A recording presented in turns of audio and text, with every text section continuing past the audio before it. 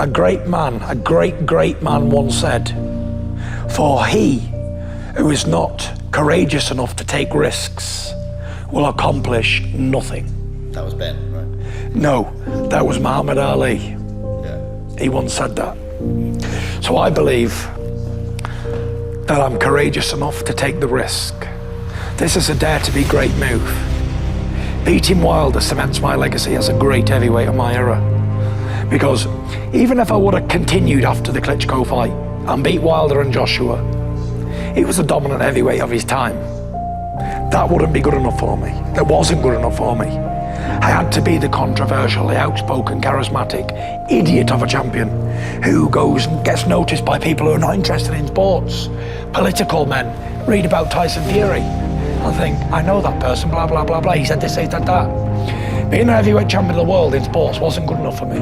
But the comeback, being out all that thing, going up in weight, the story behind it is a movie. This comeback, beating Wilder after the timeout and after the weight and everything else that goes with it, it's a fairy tale ending. Even better than defending me titles when I had them. A man goes from rags to riches, loses it all within a year, but wins it back again all within a year of his comeback. How great of a story is that? Turning point for me was,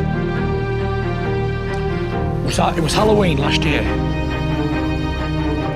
I'd never suffered any more anxiety attacks or anything since about mid to late summer that year, like 17.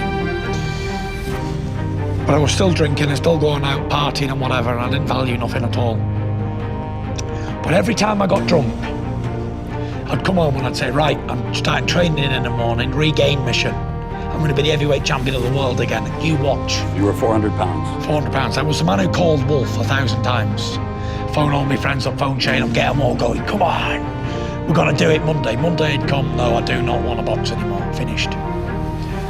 Turning point was, I went out Halloween dressed as a skeleton in a fancy dress party. I went out about 9 o'clock and I expected to stay out all night and get smashed. I had one drink. I looked around me and I thought, what am I doing? And I said to myself, you're telling me that you would rather be here with a load of kids half your age? Because I feel like the old person now when I go out. I'm 30. Yeah. They're all 18 and like, I know it's 21 over here, but over home it's 18. They're all like 18, 19, 20, 21. And I'm there, I'm like the old guy in the disco bopping around. I thought, this is it. You traded having all them achievements for what? And I knew I couldn't do it on my own. I just knew it. I couldn't do it. I'd said so many times I was going to do it and believed I was going to do it in the night. The next day come, I didn't have no motivation to do it. That's another thing that mental health will give you, zero motivation to do anything. Zero motivation to have a shave, zero to brush your teeth, even have a shower, nothing. I got back that night and my wife thought I was drunk. I come home early, she says, oh, you're home early.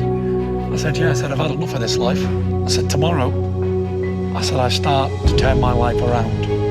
This was Halloween night. Yeah. 2017. She said, yeah, I've heard it all before, because I'm the man who cried wolf 1,000 times. I said, I promise you. I said, I'm gonna do it. I'm definitely gonna do it. And nobody believed me. But I knew I had a smile on my face, twinkle in my eye, and I knew I had to get that weight off. By the way, at this time, I was looking at a 12-year ban. I'd failed 2 drugs tests for cocaine, because all the time I was out, I was still doing random drugs tests. So I had cocaine in my system on 2 occasions. The British Boxing Board of Control had suspended my licence. I was deemed medically unfit to fight by the leading psychiatrist in the country. And I had millions of pounds, millions of dollars in lawyers' fees to pay on ongoing battle in court cases. But I am so confident that I'm going to come back and everything's going to be swept away. The odds of me overcoming all them obstacles, never mind the weight and the mental health, is like 0. It's not possible. He ain't coming back because he can't. From that day, I got my tracksuit on in the morning and I was going to run 2 mile. I got about 200 yards and stopped. And I thought, right, I can't run. I've run all my life, I've always been a very good runner. And I got 200 yards and I was totally gone. I could feel my belly moving on them. It wasn't like a fat like jelly, it was like solid brick. It was a horrible feeling. I thought, okay, I'm going to walk the rest, and I walked. And while I was walking, I was on my phone, and I saw a little video from Deontay Wilder. And he said, Tyson Fury let himself down, let his family down. He said, he's that fat, he'd never come back. He said, and I'm glad he's gone because I knocked him out anyway. Just rambling on nonsense, yeah. And I thought to myself, you know what? I'm going to give it you proper. You're my motivation now. I'm coming back to get you. And every day I'd go out on the canal and I'd do a little run in my sweatsuit. And every day I'd get a little bit further until I was doing 4 and 5 mile again. Consistently, every day. Every single never day. Setbacks. Never said, no, that's enough for today. No. Even in the rain, I was out with me Mac on, running. I'm going to tell you something else. I've already won.